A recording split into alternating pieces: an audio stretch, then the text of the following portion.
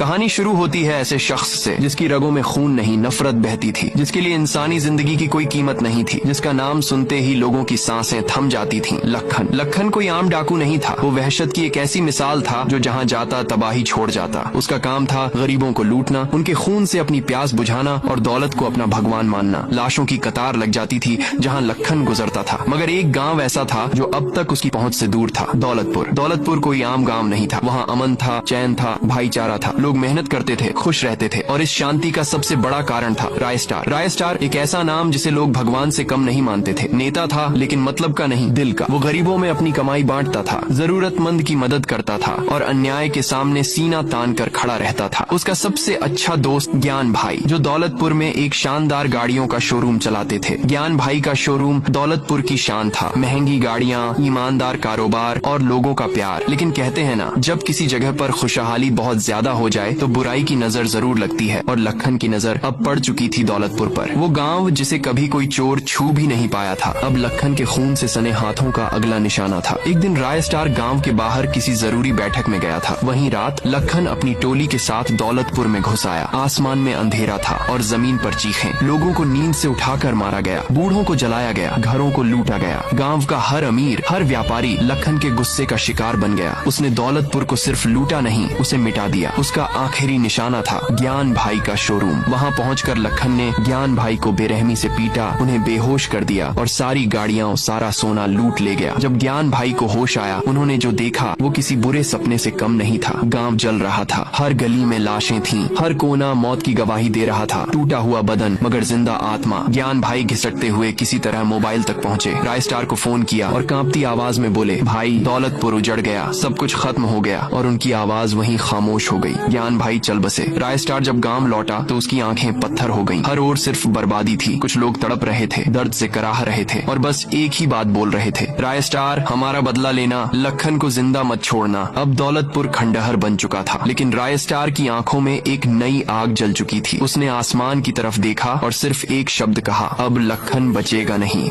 कहानी वहीं से शुरू होती है जहां लखन ने गांव वालों को मार डाला और दौलतपुर को लूट लिया। रात और भी गहरी हो चुकी थी, चारों ओर सन्नाटा था, लेकिन उस सन्नाटे के बीच एक चीख लगातार गूंज रही थी, इंसाफ। रायस्टार चुपचाप खड़ा था, लेकिन उसके अंदर एक तूफान मचल रहा था। ज्ञान भाई की लाश को उठाकर गांव के बीच जलती चिता पर रख कर बोला, लखन अब तेरी भी चिता इसी आग में जलेगी। दौलतपुर के उत्तर में एक रहस्यमयी जंगल था, कालाबन। लोग कहते थे वहाँ भूत प्रेत नहीं, कुछ और ही रहता है। उसी जंगल में तपस्या कर रहा था सूखा लकड़ा, आधा लकड़ी जैसा शरीर, आधा राक्षस, पूरा भयावह। जब लखन ने दौलतपुर को उजाड़ा तो वह जंगल भी जाग उठा। जंगल में घना कोहरा फैल गया, पेड़ सरसराने लगे, जमीन कांपने लगी। तभी प्रकट हुए दो भयानक रक्षक, सूखा लकड़ा जिसकी दहाड़ से पेड़ जड़ से उखड़ जाएं, रेड लाइट चुड़ैल, चुड़ैलों की रानी जिसकी चीख से हजारों मर जाते। उन्होंने रायस्टार की तरफ देखा और बोले, तू अब इंसान नहीं, एक आग है, अन्याय की गंध फैल चुकी है, हम तेरे साथ लड़ेंगे। लखन की नई पाप लीला। लखन दौलतपुर उजाड़ कर भी नहीं रुका। अब उसकी नजर थी बरमूडा पर। वह पहुंचा एक तांत्रिक के पास जिसने उसे दिया एक शापित खंजर, जिसे इससे मारेगा वह न जिएगा न मरेगा, बस तड़पेगा। उसी रात लखन ने एक बलि चढ़ाई और जगा दी एक और शक्ति, भयानक उड़ने वाले बंदरों का झुंड जो अंधेरे में आग की तरह झपट्टा मारते। रायस्टार, सूखा लकड़ा और रेड लाइट चुड़ैल पहुंचे दौलतपुर के उजड़े खंडहर में और वहीं शुरू हुआ पहला हमला। एक भूतिया बंदर ऊपर से झपटा, रेड लाइट ने उसे हवा में ही पकड़कर जमीन पर पटक दिया। सूखा लकड़ा ने जमीन हिला दी, पेड़ जाग उठे और डाकुओं को जकड़ लिया। रायस्टार अब इंसान नहीं रह गया था, उसकी आंखों में जल रही थी बदले की ज्वाला। उसने उठाया ज्ञान भाई का खून लगा लोहे का डंडा। अब वह बन चुका था एक श्रापित अस्त्र। डाकुओं का एक एक कर अंत हो गया। अब बचा था लखन। धुआं, आग, चीखें और उनके बीच आमने सामने थे